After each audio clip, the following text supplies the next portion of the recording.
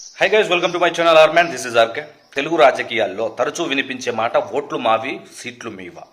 వెనుకబడిన తరగతులకు రాజ్యాధికారం, వెనుకబడిన తరగతులకి ఇచ్చిన సీట్స్ని ప్రతి రాజకీయ పార్టీ ప్రముఖంగా చెప్పడం, దానికి ఆయా పార్టీలకు అనుకూలంగా ఉండే మేధావులు మీడియాలో విపరీతమైన ప్రచారం చేయడం అనేది సర్వసాధారణమైంది. బీసీ కులాలు, వెనకబడిన కులాలు నిజంగా ఏ పార్టీ అయినా వారికి పెద్దపీట వేస్తుందా అని చూసినప్పుడు గతించిన ఎన్నికలతో పోలిస్తే వెనుకబడిన తరగతుల శాసనసభ్యుల సంఖ్యలో పెద్ద మార్పులేమీ ఉండవు. టీడీపీలో కొద్దిమంది బీసీ నాయకులకి ప్రాధాన్యత కల్పిస్తుంటుంది, కానీ స్థూలం ఏ పార్టీలో కూడా వారికి ఇచ్చే సంఖ్యలో పెద్ద తేడాలేమీ ఉండవు. తెలంగాణ ప్రాంతంలో అందరూ చెప్పే మాట వెనుకబడిన తరగతులు, బీసీ కులాలు ఎక్కువ అని. కానీ ఈ రోజున అసెంబ్లీలో వారి ఎమ్మెల్యేల సంఖ్య అక్షరాల 19. ప్రస్తుతం ఆంధ్రప్రదేశ్ ఎన్నికల్లో అధికార వైఎస్ఆర్సీపీ పార్టీకి 41 మంది వెనుకబడిన తరగతులకు మీన్స్ బీసీ కులాలకు, టీడీపీ కూటమి 40 మంది వెనుకబడిన తరగతులకి అవకాశం కల్పించాయి. ఆంధ్రప్రదేశ్ ప్రభుత్వము 2022 పల్స్ సర్వే అధికార లెక్కల ప్రకారంగా 1,91,91,829 బీసీ కులస్తుల ఓటర్లు ఉన్నారు. మొత్తం ఆంధ్రప్రదేశ్లో ఓటర్ల సంఖ్యలో 45%గా ఉన్నారన్నమాట. అందులో ఉత్తరాంధ్ర ప్రాంతంలో రైతు కులాలు గవర, కాలింగ, వెలమ, కాపు కులాలు సాంకేతికంగా వెనకపడిన తరగతులుగా ఉన్నప్పటికీ నిజానికి వారు భూపుత్రులు.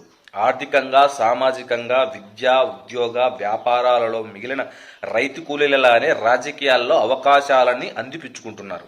అయినప్పటికీ వారిని కూడా పరిగణలోకి తీసుకున్న వెనకబడిన తరగతులకి ఎందుకని ఎక్కువ అవకాశాలని కల్పించలేకున్నారు అనేది సూక్ష్మంగా పరిశీలించవలసిన విషయం.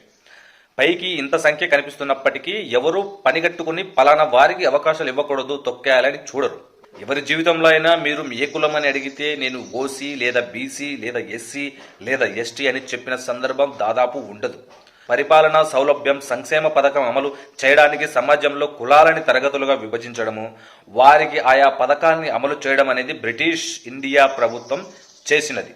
కానీ ఆ తరగతుల్లో బీసీ కులాల్లో ఉన్నంత మాత్రాన ఆ కులాలన్నీ కూడా ఐక్యంగా ఉంటారు అని అనుకోవడం నిజం కాదు. ఉదాహరణకి ఒక నియోజకవర్గంలో ఒక గౌడ కులస్తుడు మరొక రెడ్డి కులస్తుడు పోటీ చేస్తున్న సందర్భంలో మిగిలిన వెనుకబడిన తరగతులు గంపగుత్తుగా కులం పరంగా ఇద్దరిని ఓన్ చేసుకునే అవకాశం లేదు.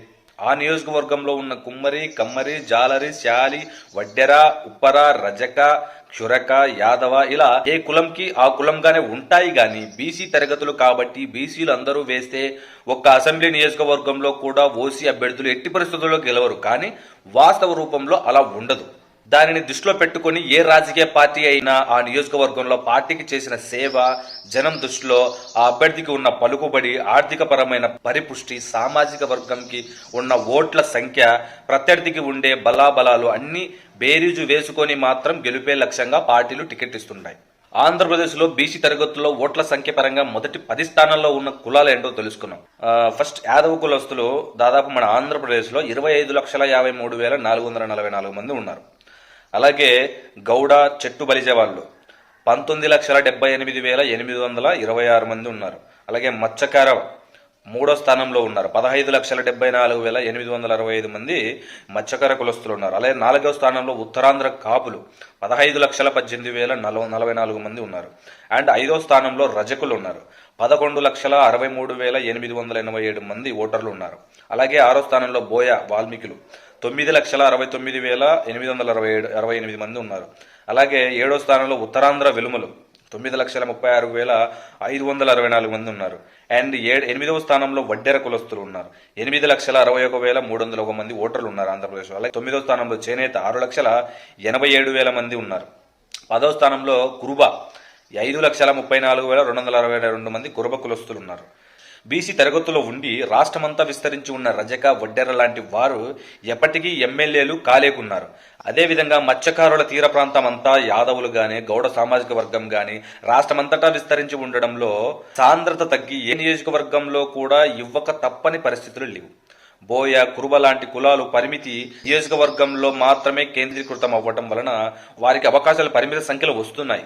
వేరే ఇతర అంశాలైన ఆర్థిక వెన్నుదన్ను, నేల మీద ఆధిపత్యం, వృత్తిపరమైన ఖ్యాతి లాంటివి దృష్టిలో ఉంచుకొని రాజ్యాంగపరంగా వెనుకబడిన తరగతులకు చట్టసభల్లో ప్రాతినిధ్యమని కోటా ఏర్పాటు చేస్తే తప్ప తెలంగాణ, ఆంధ్రప్రదేశ్లో మొత్తంగా చూస్తే బీసీ కులాలకి అసెంబ్లీలో సంఖ్య పెరగడం అనేది దాదాపు అసాధ్యం.